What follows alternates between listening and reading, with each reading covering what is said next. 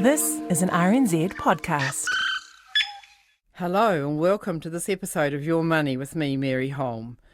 Thanks for taking just a few minutes to listen in while Jesse Mulligan and I talk through some useful ideas about how to make your money work better for you. Just remember though, this is guidance. Final decisions are up to you. Over to Jesse. Let's go to Mary Holm, who has been much requested in these difficult times. Hi, Mary. Hi, Jesse. Welcome. How are you feeling? I'm good, thanks. Yeah, looking out into the sunshine, and I usually work from home anyway, so it's not that different for me. Yeah. Yeah. What about the last couple of weeks, Mary? I've had a heck of a lot of letters for my Herald column and some for my segment with you as well, but a lot of people, it's interesting though, there's a lot of very worried people, and there are also, quite a few bright sparks who are trying to work out how to make the most of the current market and doing sort of contrarian investing where they, buy now, which is certainly better than selling now, but not necessarily all that wise either. Yeah, you're never a fan of trying to time things. No, that's right. But I would rather see people buying than selling at the moment. But, yeah, there's a lot of people really over-worrying. I've got one letter from a man who thinks that perhaps the banks, if they're not doing too well in the current months, could actually go into his account and take money out of it.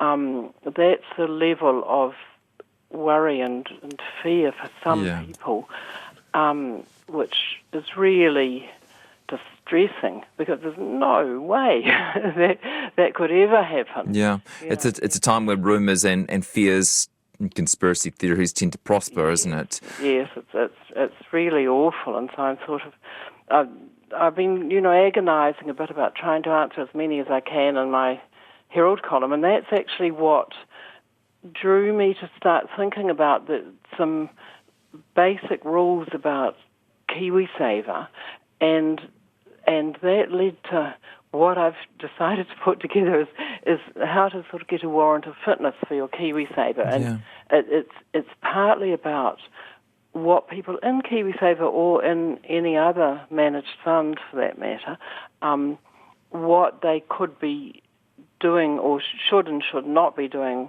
with their investments right now. Also, I thought, well, quite a lot of people have got more time at the moment to be doing something like that. So I've come up with a list of 13 different things that people should consider about their KiwiSaver. And, perhaps if they're stuck at home, they might sit down for an hour or two next to the computer, because there's quite a lot of computer tools I'm suggesting people use, and work through it and come out with a much better KiwiSaver from that, and then they can actually leave it alone largely until they start drawing money out in retirement. It's just a question of getting the settings right. I think you've got quite a detailed guide to this in the Herald this weekend. That's right. Yes. But give us the sort of the nuts and bolts, if you would. Yeah. I've got the sort of 13 different steps I've looked at, and we can run through them pretty quickly. The first one is if you're in KiwiSaver but not contributing, because perhaps you're on a savings suspension, or if you're not employed, you might have just simply stopped putting money in. And I'm saying do start again. Although, if you were really particularly worried about, that you might lose your job in the next little while, maybe now's not the time to start putting money into KiwiSaver. But what I'm suggesting those people then do is instead put the money that would have gone into KiwiSaver into a bank savings account, and if they don't need to draw on it in the next few months while things are tough, then put that as a lump sum into their KiwiSaver and just start contributing again, because it's a real pity. People who are not, who are in the scheme but not contributing are just missing out on so much. Okay. The second one is just saying to people, if you don't know who your provider is and you don't know the name of your fund, now's the time to get that sorted, because you can't do much else if you don't know those, and apparently quite a lot of people don't. Yeah. So you just need to find out who your provider is, that's like your bank or another company that runs your KiwiSaver, ring 0800 KiwiSaver, and that takes you through to Inland Revenue. And if you just have to have your IRD number with you, which just about every adult in New Zealand has an IRD number, I think. Have that with you, and then IRD can tell you who your KiwiSaver provider is.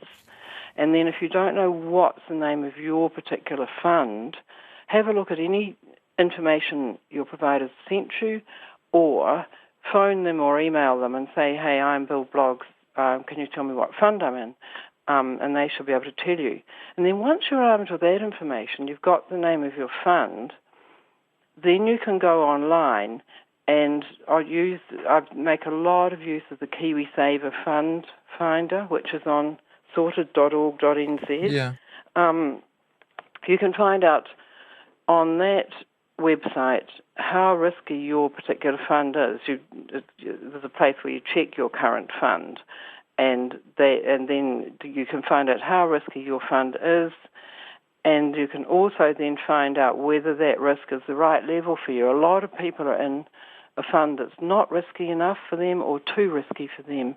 And so finding out which level is right for you, there are just 3 questions you answer, and they're around how soon you're going to spend the money and how much you can tolerate the ups and downs of the current market. And Yes, well, this last couple of weeks has been a good lesson in that, hasn't it? there certainly has. Suddenly people are finding that they're in a riskier fund than they can really cope with, and they're worrying a lot about it. My basic advice to them is sit tight. The markets will come back again. They always do. There's absolutely no reason why in the current situation that won't happen again. I've got a good letter in my column this Saturday, actually, from a man pointing out that that companies keep on producing goods and services, and the vast majority will keep doing that. Okay, look, there are some industries like airlines and tourism where some of the companies are going to fold probably, and at least do worse for quite a long time. But the vast majority of companies out there will keep producing goods and services, and we'll keep buying them. And, a year or two from now, everything will just be drifting along as it always was. And so if people just calm down, things will come right again. But if people discover from that, doing that KiwiSaver Fund Finder exercise, or they already just know that their fund is too risky for them, then there's some guidelines I've got on which basically are saying, if you don't need to spend the money for a while, please just sit tight and go and do other things. Don't look at your KiwiSaver balance. Someone just texted me reporting that they've lost $2,000 in just the last couple of weeks. There's lots of that out there, Mary. What's your sort of key message to people like that? But please, you're looking at your balance, that person. I haven't looked at mine. I don't know what's happened. I know that it's gone down, but it'll come back up again. Don't dwell on that. You haven't lost that money unless you step in and take the money out or move it to a lower risk fund or something like that. Then you will have actually lost that money. But to say you've lost it if it's just your balance has just gone down it's not really what's happened. It's just that your balance has gone down. And it will come back up again. I mean, goodness me, after the Great Depression of the early 1930s, the share markets came back up again, and what we're facing now is nothing like that. And also, back then, the governments didn't understand. They said, oh gosh, the economy's contracting, we've got to contract too, and they stopped spending. Since then, economists have learnt that's the absolutely wrong thing for governments to do. So instead, governments, including the New Zealand government, are getting in there and putting money into the economy. You can see in all kinds of ways the government is helping out individuals and businesses, just keeping things afloat. And because that's happening, we won't have anything like the Great Depression of the 1930s.